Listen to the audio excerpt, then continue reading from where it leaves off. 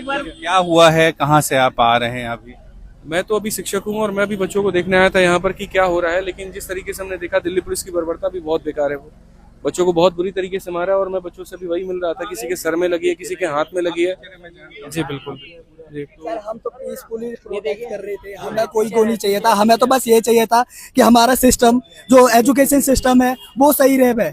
हमें तो इससे अलावा कुछ नहीं चाहिए। हमें ये भी नहीं चाहिए कि कौन प्रधानमंत्री है कौन नहीं। चार्ज किया है? अभी हर जगह पे ही हो रहा है, मतलब आप जब जाओगे आगे तो हर जगह पे है। आगे तो जहाँ अभिजीत जी है वहां पर भी है, फिर बगल में भी सब जगह पे हो रहा है। तो पुलिस बेसिकली क्या है कि वो डिवाइड कर चुकी है हर तरह से क्राउड को, और छोटे छोटे टुकड़ों में खुद वहां पर पीट रही है। नेम प्लेट नहीं है, स्टार्स नहीं है, ठीक है, और निशान भी अलग अलग तरह के हैं, तो देखने से ही बाउंसर्स लग रहे हैं। वो ऐसा लग नहीं रहा कि वो यूनिफॉर्म में पुलिस है।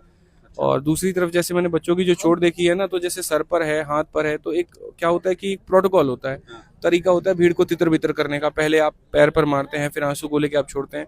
ऐसा नहीं कि कहीं पर कुछ भी मारना शुरू करें।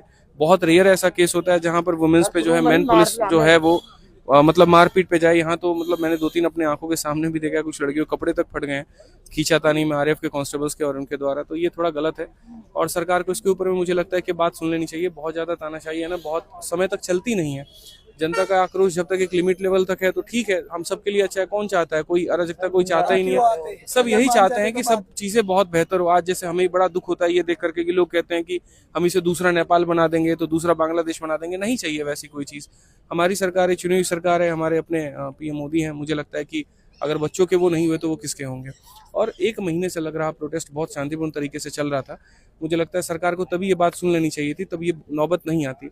अंग्रेजों के शासन में भी गांधी जी के यहाँ पर धरने पर कभी भी अंग्रेजों ने उनको उस तरह से नहीं उठाया जैसे यहाँ सोनम वांगचुक को